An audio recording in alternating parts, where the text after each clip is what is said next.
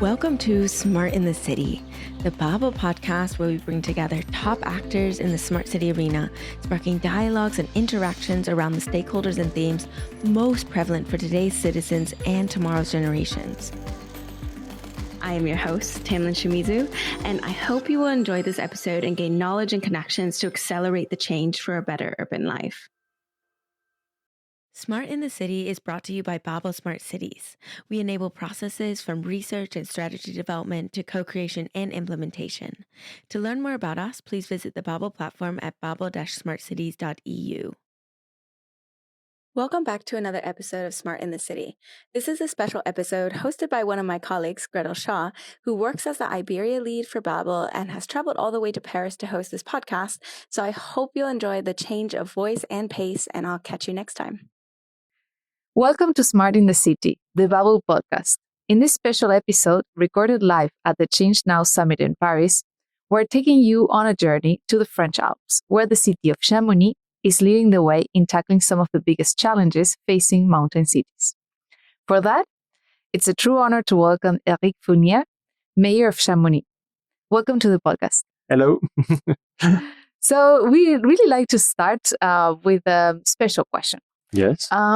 So if you had to describe Chamonix in only 3 words, what would they be? What would be these 3 words and why? First word, mountaineering paradise. Mm-hmm. It's a very nice place for every mountaineering outdoor activity. Second word, a place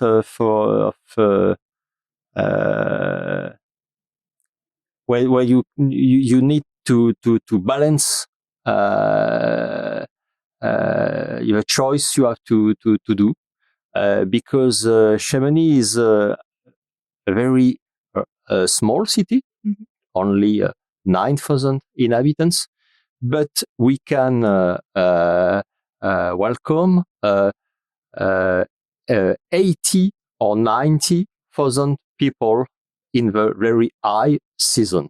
So it's Right. very difficult to organize the balance between the social life of my inhabitants, the needs of all these touristic people, and of course the respect of the extraordinary landscape where we live. So it's the second word. And the third is perhaps freedom, Mm-hmm. because the mountains is still a place where freedom is possible, and it's very rare in our society. That's amazing. So freedom, balance, and landscape, and Yes. the mountainous landscape. I love that. I think I'm already sold out to go and visit. So maybe also tell us, what is your background and what led you to your current role as mayor of the city? Well, when I was student, I thought that I will be a counselor Mm-hmm. in in public policies, and not with an elected function. And the life drives me to this way. I'm elected in Chamonix, in charge of the municipality for 18 years, so it's a long term, and also regional at the regional council for 4 terms. These mandates are very complementary. It's very useful to be also in the regional council to deal with a larger scale on the same policies like transportation, environmental issues, waste or energy, and it's a very rich experience for me. So I was at first in the more in council of these collectivities, and now my function is occupied at 120% by these mandates. I can imagine. I can imagine that it takes most of your time. Let me go back to this mountainous landscape, because tourism has for a long time been at the heart of Chamonix economy. Yes. So how is the city rethinking tourism today to balance economic vitality with sustainability and the quality of life of its residents? It's the main subject we have to face. We have to reinvent the tourism in an old place like Chamonix. Chamonix effectively is the history of tourism in Chamonix is old, more than 2 centuries, more than two centuries, and the way to be a tourist is not the same, and we have to organize a new tourism, considering the fact that we must reduce the environmental print of the tourism on our city and on landscape. The main point of attention is the transportation, the weight of transportation when you are coming on in a place when you are tourist. 80% of your emission of gaz à effet de serre, GES, is due to transportation. So we promote and we are investing on a network of transportation. A lot of a very important part of the local budget. It's the main part of our capacity of investment, which is dedicated to this policy. We also stopped since 15 years to promote the destination of Chamonix on long old markets, like long old countries. We prefer to organize the promotion on local, regional, and European customers, because they can arrive by train or by other means, that airplanes, by example. You know, that the airplanes mean one tourist by airplanes means 10 tourists by railway, by example. So we have to reorganize these things, and we have also to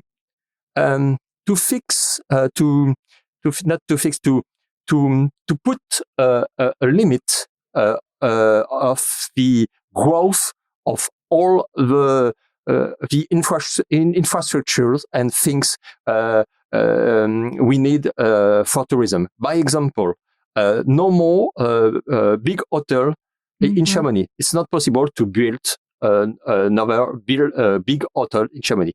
We put a limit to the operations of renovation of this hotel, 40 rooms, and it's not possible if you are bigger. No more secondary house. I know it's not very popular, but I use a very new text of law in France called Loi Le Meur, which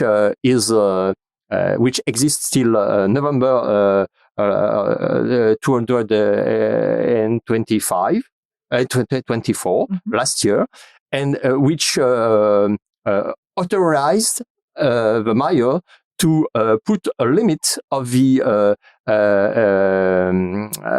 growth of secondary house. So all the lands which would be built will be reserved for permanent inhabitants. It's not very popular, but I think it's useful for the future of our tourism, our landscape, and our social tissue. I think it's very interesting, because these are very bold measures, hard to take decisions. So how did you build the momentum and make sure that you could make those decisions and that people then will accept them and adapt to it? Because then at the end, you're in an elected position and yes. It's difficult. You are never sure to be that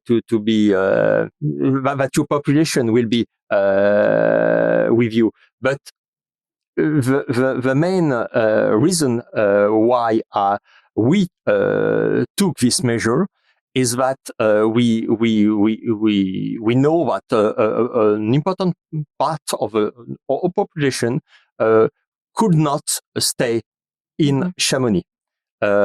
We have 70% of the total of the housing of Chamonix, which is now in secondary house. 70%. Only 30% is still for the permanent housing. So a lot of people, particularly the young people, young families, cannot stay in our valley. And it's not possible to organize, to think that a city could live without its inhabitants. It's not possible. We are not an attraction park. We are not only a place for leisure. We are a place where the inhabitants are part of the city, a part of the spirits of the city. Okay, we have an extraordinary landscape, but the landscape without the population, it's not enough. Yeah. And then how did you, what was your approach to maybe the hotel industry when you passed this regulation that certain building size could not be built anymore? It's not a new approach. It's a way to consider the good balance. We have nearly 80,000 beds which can be occupied by tourists in all of the valley. 80,000. Do we need 90,000? Do we need 100,000? No, 80,000, and not more. It's a lot of the economy is very strong, and I don't say that the economy is I'm not against the economy. The economy is very important for us to pay for social and environmental policies, and I need economy, but I need good economy. I want to do better, not more. It's the way we have to act. That I think it's a very good point on the better, no more. And I think you have also explore innovative ways to look at problems that are there and trying to find a solution. And I really like this idea of this creation of a scientific advisory board that you have at the municipality. So could you tell us more about why you set it up and how science now informs your city's decision making? Yes, we organize and we a scientific council with the local political authorities. The objective of this scientific council are to provide expert advice and recommendation when we have to choose to speak about policies like energy or biodiversity, by example. It's also to support forward-looking discussions and strategic planning for the valley long-term adaptation, to give us some ideas and new ideas for the scientific tourism strategy. I said that we said stop. We don't need more development, but by example, is it useful to choose to stop long old market, because you can have a reaction if you consider the air quality, by example. The air quality is better if people don't come with cars. But if they came with planes at 100 kilometers in Geneva, by example, okay, the air quality locally is very good, but is the global balance is good? I don't think. So we have to organize the debate with experts and scientists to share decision with the population. It's very important to reduce the place between experts, scientists, and political decisions. So it's the sense of this scientific council, which can also take decision and take a subject by itself. Right. So it's a very interesting setup that you have there with the council and this scientific commission. And sometimes scientists are criticized to be too technical and like too far away, maybe from politics or from the daily lives of people. So how is that connection or that communication happening? How do you make it, like, the scientific part digestible for the people who need to use it for making decisions and also maybe for the citizens? Our job is to organize the communication. We have to understand and to transform the advice we have from the scientific council in a good communication, and to organize also the balance and the impacts. To explain the impacts of this choice. So it's not a problem if in the first time it's a little bit technical. It's our job after to deal with this and to share with our population. I think it's very important, and we have also in this scientific council social members of issue of social disciplines. And so they can help us to organize and to decline the communication. Thank you for that. And maybe now looking into the future, what is like one main challenge that you will be working on for the coming years for make Chamonix better place? I think if in a world, it's the habitability capacity of the mountaineering areas.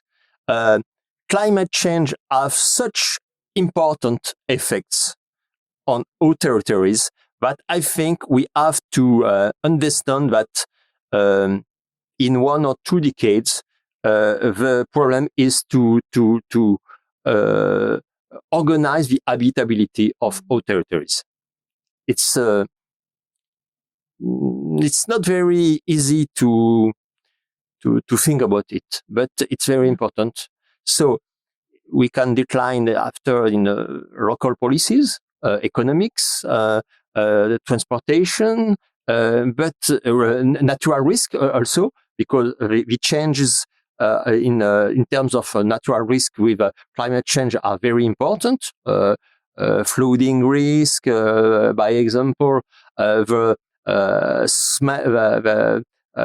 glaciers are very are less important than in terms of areas, right? And so we have to organize and to have a look on this subject. Yeah, so it's addressing the challenges, but then also adapting to the things that we cannot change. There is one part of the podcast that it's a segment, special shout out. Shout out. Mention a person, an organization, or a city you think deserves more recognition in the field. So could you name maybe a person, an organization, a city, or a town that you think it deserves more recognition on what they do in the field? I think that the environmental association needs to be needs a better Recognition. Yes, recognition. Yes, because when we can make a common culture with them, it's very important to create the condition of sharing public policies, and they are very important. Yeah. Thank you very much. I think that's it's very interesting also, like all these elements that combine. And I would like you the last question, which is a question that we ask every guest. So to you, what is a smart city? I think, I don't know if it's very original, but I think a smart city is a city when you can balance social, environmental, and economic issues.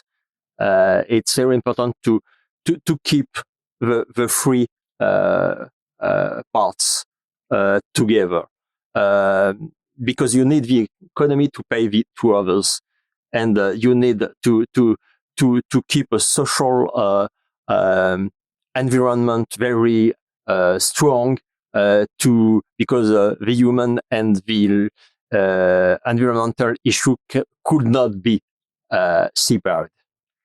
And I think that's a very also reflection of Chamonix and the policies that you are trying to implement. So thank you very much for your time today. Thank you very much, and I apologize for my English. That was perfect, and I really enjoy hearing more about Chamonix and the work you're doing. Thanks also to ChangeNOW for making this episode possible and allowing us to record here in the heart of Paris. And to all our listeners, don't forget you can always create a free account on bubble-smartcities.eu to find out more about smart city projects, solutions, and implementations. Thank you very much. Thank you all for listening. I'll see you at the next stop on the journey to a better urban life.